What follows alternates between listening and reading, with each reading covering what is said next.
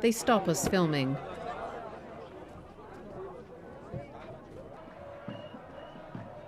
And allegedly, protesters who stayed overnight in the square suffered a lot worse. These young people were among a group of 25 who claim they were arrested and beaten after sleeping in the square. They meet two members of April 6 to give details of the alleged attack by military police early Wednesday morning. The boys got their faces damaged from beating, and of course with these electric buttons, they didn't stop for a minute on their heads, their hands all over their bodies, and they were blindfolded and tied behind their hands behind their back. The girls got harassed. They harassed the girls' bodies while they were blindfolded and tied, so they couldn't do anything. They kept insulting them with very dirty words. What are you doing in Tahrir Square? Investigations were with insults. What were you doing in Tahrir Square? You were hanging around with guys, and they were, such things.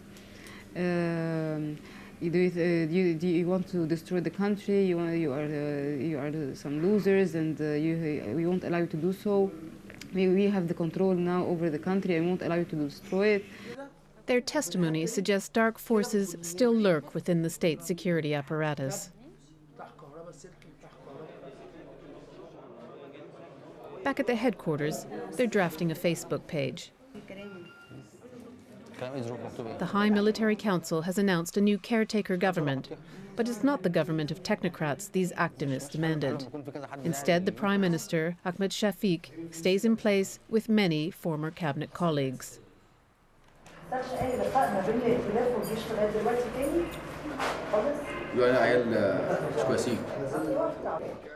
And on the internet, there is yet more proof this fight isn't over. This video shows a provincial security chief addressing his men. He gives a hint of what they're up against.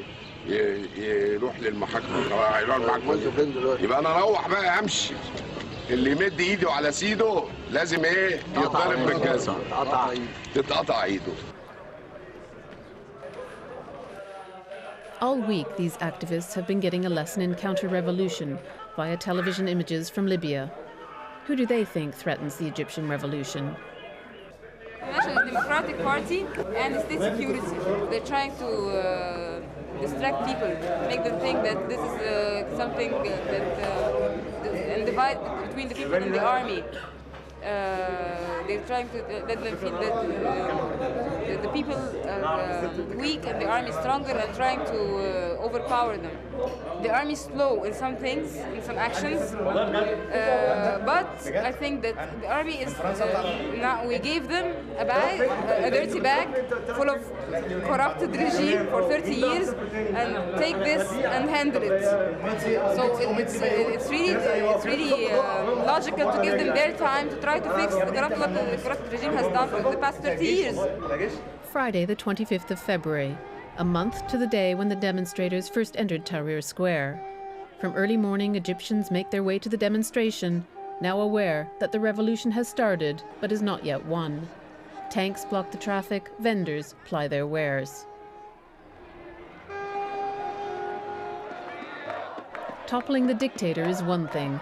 Erasing a deeply rooted regime of corruption, injustice, and thuggery is quite another.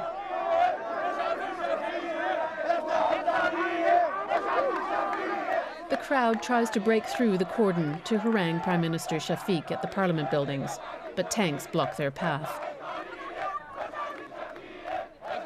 There is more talk of counter-revolution, of Mubarak loyalists infiltrating the youth movements. نفس رجال الاعمال دول بيحاولوا ان هم بيدفعوا فلوس للناس ان هم ينزلوا في الشوارع يقولوا لهم احمد شفيق كويس، احمد شفيق مش عارف ايه. في نفس الوقت البلطجيه ورجال الاعمال بيحاولوا ان هم يبعتوا ناس يسوقهم جوه الحركات ووسط المجموعات، بيحاولوا ان هم يفتتوا الحركات دي ويشتتوها عن مسارها الحقيقي. But many protesters commit to staying on the square for the night. At 2 a.m., military police attack again. There are more beatings and arrests. The next day, the army apologizes. Then, on Sunday, 27th of February, a week and a half after it was promised, Ahmed Maher is called to a meeting with the High Military Council.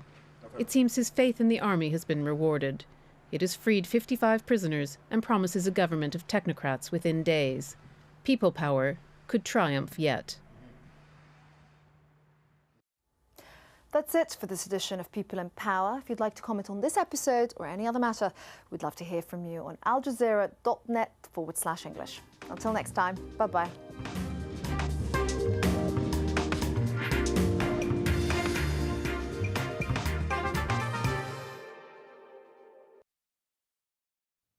Afghanistan is faced with a huge challenge.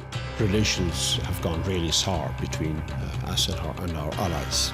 We have inflicted considerable damage on the enemy. The people who make international headlines. Ultimately, the truth will out. They want to stop this publication of information that embarrasses them. Make time for Sir David Frost. Frost over the world. At this time on Al Jazeera. An uprising on the streets, showing no sign of relenting. Protesters united in their defiance of the regime.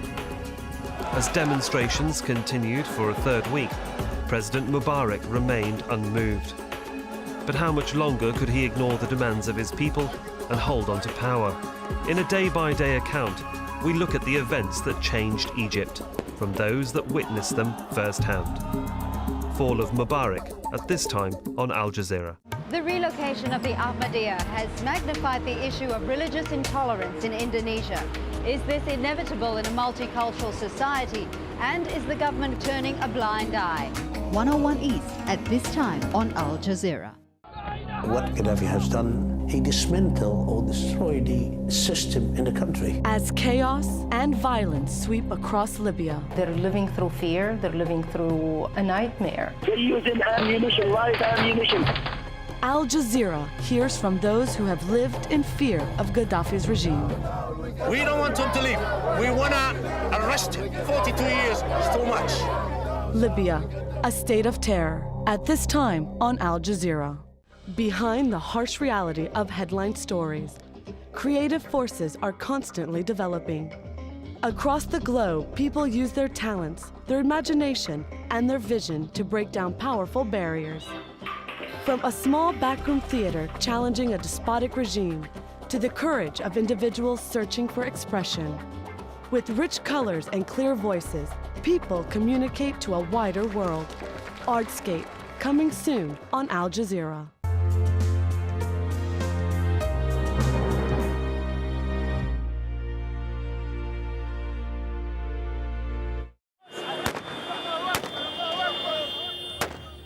Libya's opposition forces boost their defense positions in anticipation of another onslaught.